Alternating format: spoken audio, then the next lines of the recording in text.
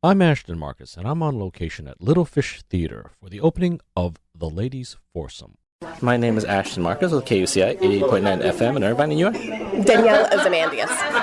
I'm the director of Ladies Foursome. Well, why did you choose this play? It was actually chosen by the artistic director and the co-artistic director, and they sent me the script and asked me if I would consider directing it. And I read the first page, which said it was for women, and I said yes. Well, you could have said no, you know. Were you tempted by the outstanding pay? No. I figured that 6 weeks in a room with these four ladies would be a lot of fun, and I was right. Okay. What is it like being with an all-women class? What are these four women like? They're hilarious. They're absolutely hilarious.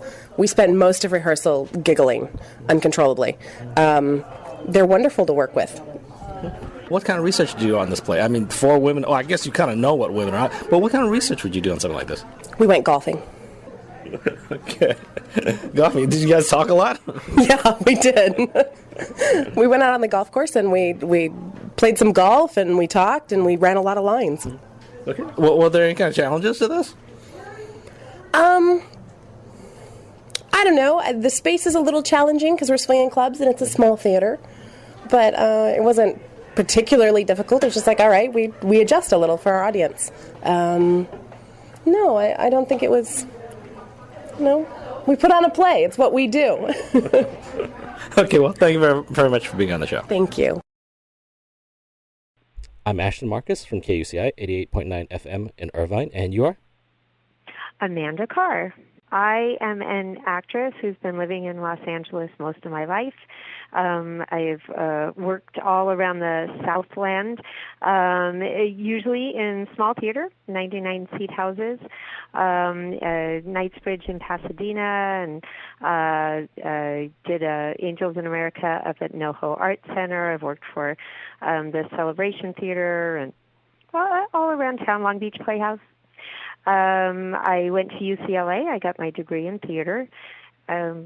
And I've also done audiobooks. I've done a little bit of television, not much. And pretty much stick to theater, my first love. And I was born in the truck. My mom was a performer on Broadway, so I kind of fell into it. I played Tate. Tate is the youngest member of the foursome. She is a stay-at-home mom, and she's married to a surgeon. She has 3 teenagers, and she leads a bit of a sheltered life, but is starting to get a sense of the empty nest coming and is starting to wonder what she's going to do with herself. You mentioned that you like theater. I have a question about that. Why theater? Television, movies, you can make more money, you get a lot more fame. Why are you drawn to the theater? Well, it's not that I haven't tried to get those paying jobs in television and movies. I've just never quite been in the right place at the right time. But why do I love theater? One, it's always been a part of my life. As I said, my mom was a theater performer. My father was a stage manager. My stepfather a musician. So I grew up backstage. And there's nothing like live theater.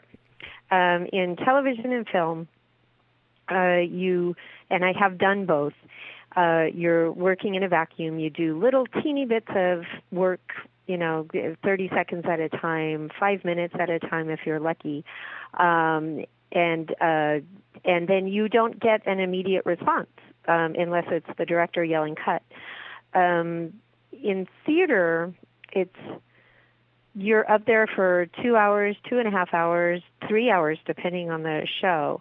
And all that entire time, it's a conversation between the performer and the audience that is irreplaceable. There's nothing else that gives that to you. Your performance changes based on the audience and what feedback they're giving you. Things happen that you can't fix, and you just go with it. It's an adrenaline rush every show because it's never the same twice. I loved your performance, Tate. I Thank you. loved that. How did you get into that character? Was it something that you based upon yourself or someone else?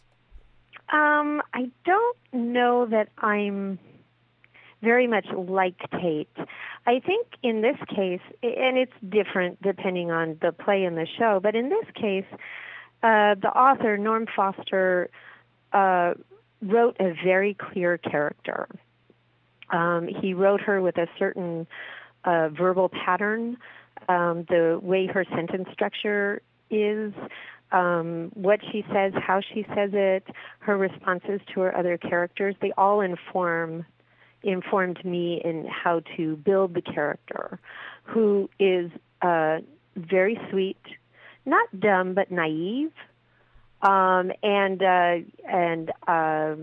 she also had a lot of the words that would lend themselves to at least a slight Canadian accent, and I think that helped with her naivete, with the way she says sorry and oh no and oh geez. I had a lot of fun with that. So in this case, it really was all in the words. I've actually reviewed all women plays before. Sometimes I didn't get them. Sometimes I got them. This one I actually got. Was that because a man wrote it? I mean, did he do a good enough job? Or would a woman have done it better?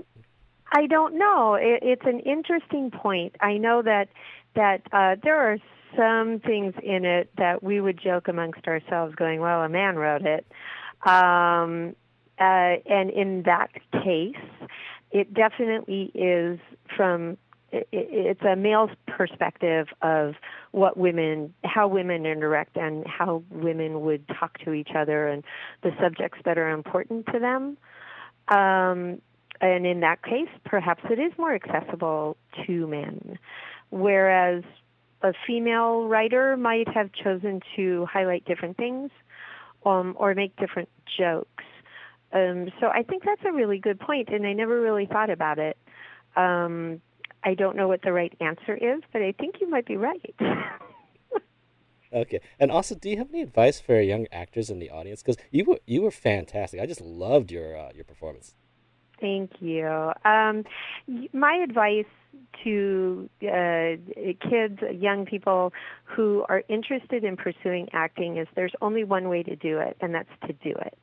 I am I'm a big proponent of education in the arts. I came up in the university system, and it didn't teach me to act, but it taught me about the world. It taught me about how to function in it and what's important, and how to it taught me how to respect everybody that puts theater on. It's so much more than acting.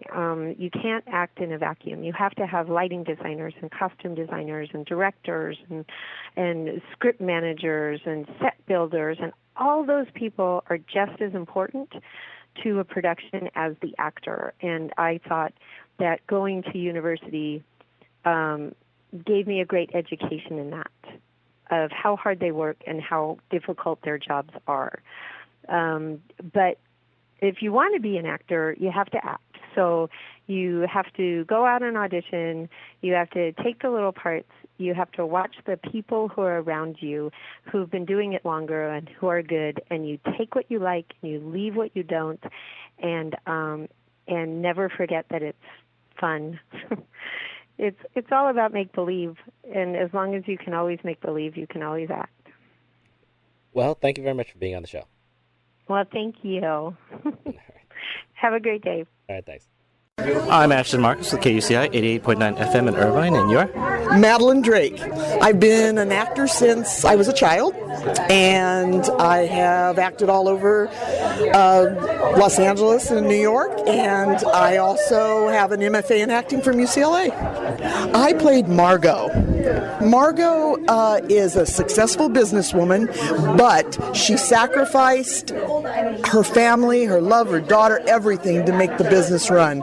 And now, with the demise of her friend, she realizes that maybe she needs to make some changes. I've been to several plays that were primarily women plays. As a man, sometimes I don't get it that well. I actually got this one. Good, I'm glad you did. You know that actually this play, it's written by Norm Foster, the very well-known Canadian playwright. And about 10 years ago, he wrote The Foursome, and it's 4 men playing golf. And people would mention to him and say, you know, you got to have a woman cast do that. And he said, that's not a woman's story. So 2 years ago, he completed the women's version of The Foursome. So maybe because it came from a men's story that it was better for you. So what did you get out of it then? Well, I have to tell you, the one thing that I really got from it was just the love. I'm not separated from my daughter, thank goodness, but I really felt the family, the bond, and how important that is. That's what I think is so important with what I discovered in the character. Thank you very much for being on the show. Thank you very much. Thanks for talking to me. My name is Ashley Marcus. I'm with KUCI 88.9 FM in Irvine, and you're? My name is Susie McCarthy. I'm a native Californian. I've been doing theater off and on for about 40 years. I live here now in San Pedro. I do theater here at Little Fish Theater. I work at Kentwood Theater in Westchester, and I've also done some work at Surf City, Culver City. So yeah, it's a lot of fun. I play Connie Sajak, the best news anchor in it's fun. It's a lot of fun. Connie is a very kind of absorbed character, very secure in her own. She definitely has her own opinions, and she usually gets the last word. And she has a broken heart, and so she hides her broken heart with brief affairs with men, but she does love these women that she comes out and plays golf with. Usually I like plays where there's some kind of character development. There's either some kind of revelation or some kind of character change. What do you think was the revelation in this play? Each character had their own revelation. For my character, I think that Connie realized that maybe she wasn't setting a really great example for her younger friend, and that she didn't have to be so tough and strong all the time, that she can let go of her, not hide her emotions as much. Well, thank you very much for being on the show. You're welcome. Thank you very much. My name is Ashley Marcus. I'm with KUCI 88.9 FM. Hi. And you're? Cindy Shields. I started musical theater, singing, dancing, acting when I was 16. Was in a tour group. Then have been doing musical theater, a lot of murder mysteries and improv. And I'm now a stand-up comic. 30.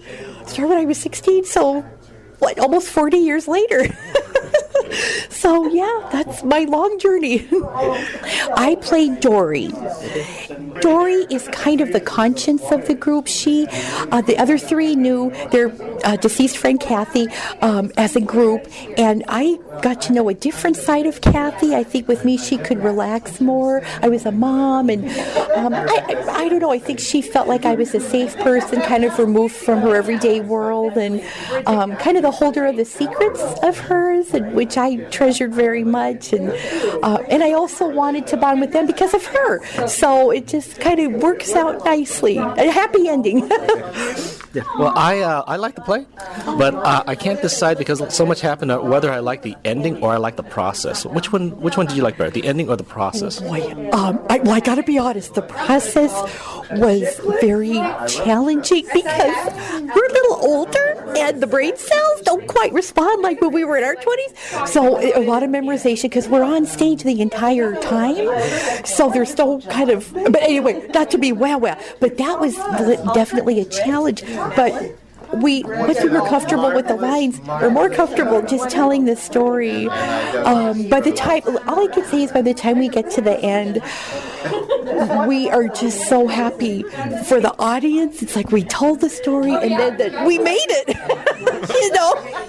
So it's just pure joy. A lot of work, but a lot of joy.